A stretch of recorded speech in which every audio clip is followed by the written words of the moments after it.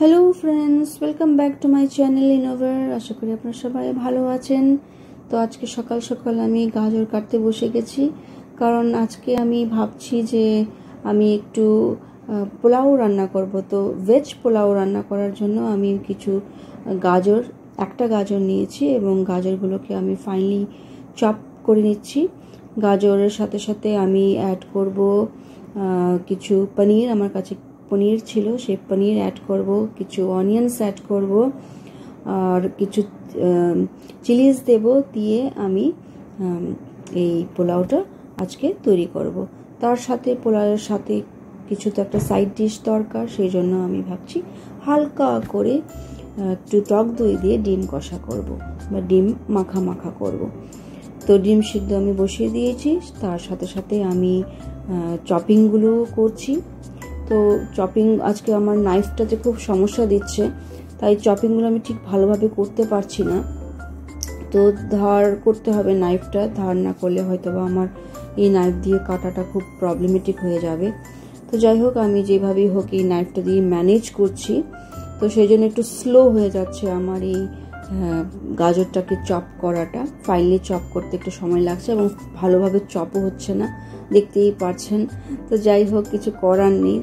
তো পোলাওটা আমি খুব সিম্পলভাবে রান্না করব।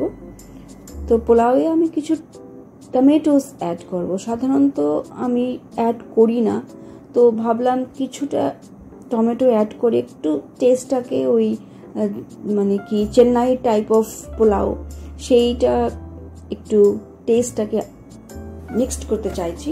তো সেই জন্য আমি জাস্ট 1 টমেটো অ্যাড করছি। তো দেখতেই পাচ্ছেন আমার নাইফটা একদমই ভালোভাবে মানে কিছু কাজ করছে না। যাই হোক, কিছু করার নেই, আমাকে এইভাবেই কাটতে হবে। পনির নিয়ে নিয়েছি, পনির আমি রেডিমেড কিনে নিয়ে এসেছি। আর পনিরগুলোকে আমি মাঝখানে জাস্ট একটা ভাগ করব, মানে জাস্ট 1/2 করে ডিভাইড করব। করে আমি পনিরটাকে শ্যালো ফ্রাই করে নিয়ে পনিরটাকেও অ্যাড করব। তো এই রেসিপিটা আমি অ্যাকচুয়ালি নিজেই তৈরি করছি, মানে সমস্ত রেসিপি মিক্সড করে নিয়ে আমি নিজে একটা ইনোভেটিভ রেসিপি তৈরি করে নিলাম। এটা হচ্ছে আমার এই ভেজ পোলাও। অ্যাকচুয়ালি নবরত্ন পোলাও যেভাবে করা হয় ঠিক সেভাবেই আমি করছি, কিন্তু নবরত্ন পোলাওয়ে আমাদের 9 আইটেমস দরকার। সেই 9 আইটেমস আমার এখন ঘরে অ্যাভেলেবেল নেই, তাই সেই জন্য আমি ভাবলাম যে যা আছে তা দিয়েই করি। তো একটা গোটা পেঁয়াজ নিয়ে নিলাম, পেঁয়াজটাকেও আমি ফাইনালি চপ করে নিচ্ছি। চপিং করাটাই আমার এখন একটু সমস্যা হয়ে দাঁড়িয়েছে। যাই হোক, চপিং করে নিচ্ছি।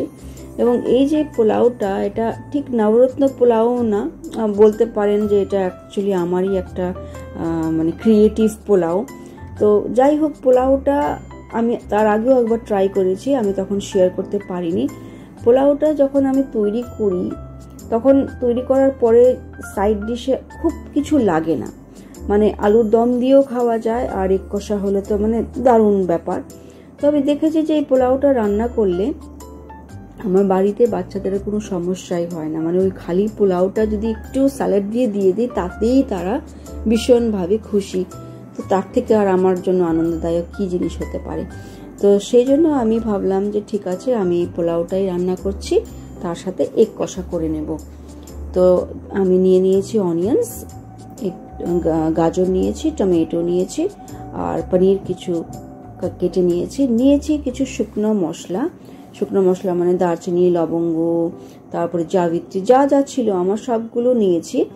আর এই জাবিত্রীগুলোকে, ড্রাই মশলাগুলোকে আমি একটু শুকনো কড়াইয়ে নেড়ে নিয়ে আমি গ্রাইন্ড না করে আমার যে কি বলে ওটা, ওই হামাল দিস্তা, সেটা দিয়ে আমি জাস্ট একটু নাড়িয়ে নিয়েছি, মানে ঠক ঠক করে নিয়েছি, যাতে একটু মানে একদম পাউডার না হয়ে যায়, একটু যাতে মুখে লাগে সেরকম ভাবে আমি সেটাকে গ্রাইন্ড করে নিয়েছি, একটু কোর্স গ্রাইন্ড।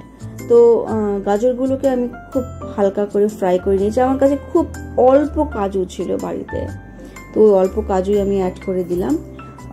গাজরগুলোকে আমি ফ্রাই করে নিচ্ছি। ফ্রাই করে নেওয়ার পরে আমি পনিরটাকেও শ্যালো ফ্রাই করে নেব। পনিরটাকে শ্যালো ফ্রাই করার পরে আমি অনিয়ন্সগুলো দেব এবং চালটা, বিশেষ করে যে চাল, সেই চালটা এবার আমি বাসমতি চাল নিয়েছি। আমি গোবিন্দভোগ চাল খেতে খুব ভালোবাসি, আর গোবিন্দভোগের চালের পোলাওটা কিন্তু ভীষণই অ্যারোমেটিক হয়।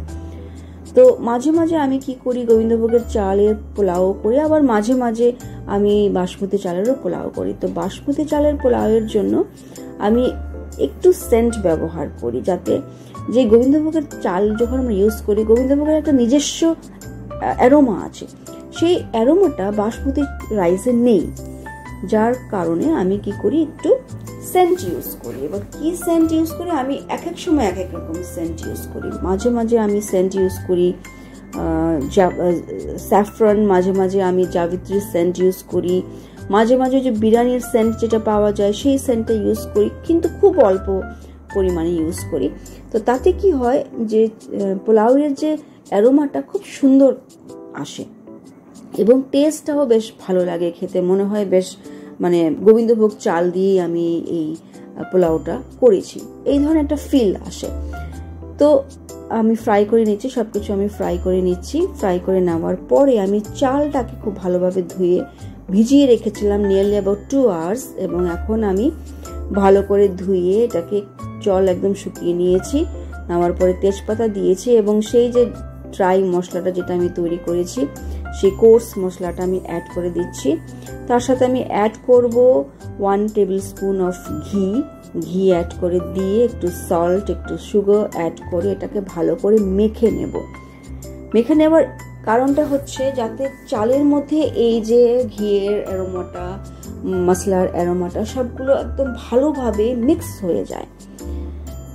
তো এইগুলো মিক্স করার পরেই আমি চালটাকে আমি আলাদা করে আর রান্না করব না, আমি একসাথেই রাইস কুকারে বসাবো। এটা কিন্তু অ্যাকচুয়ালি শর্টকাট মেথড, কিন্তু খেতে কিন্তু খুবই ডেলিশিয়াস। সাথে আমি চিনি দিয়ে দিয়েছি, চিনিটা একটু সুইটনেস এবং যে সল্টিনেস, এই যে সেই সুইটনেস অ্যান্ড সল্টিনেসের ব্যাপারটাকে ব্যালেন্স করে। তো খুব ভালো করে আমি চালটাকে মেখে নিচ্ছি।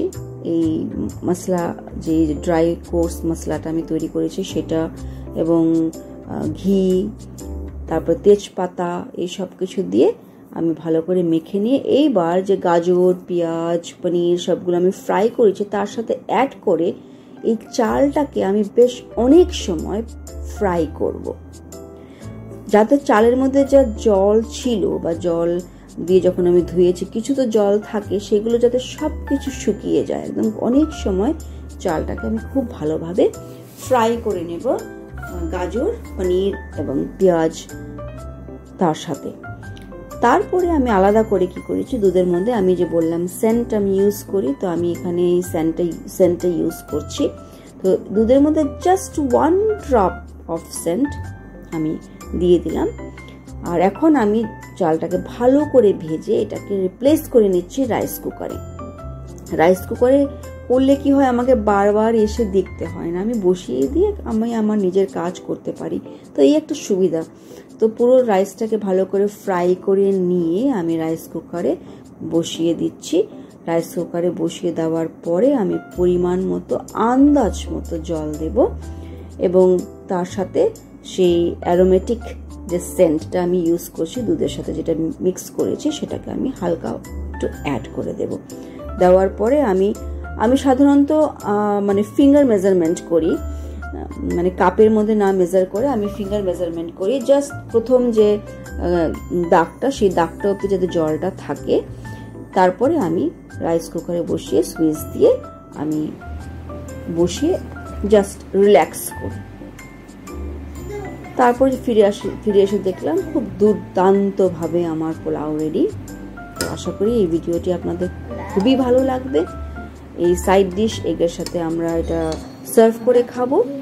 ভিডিওটি ভালো লাগলে প্লিজ আপনারা লাইক করুন, শেয়ার করুন এবং সাবস্ক্রাইব করুন। Thank you for watching my channel. Have a wonderful day.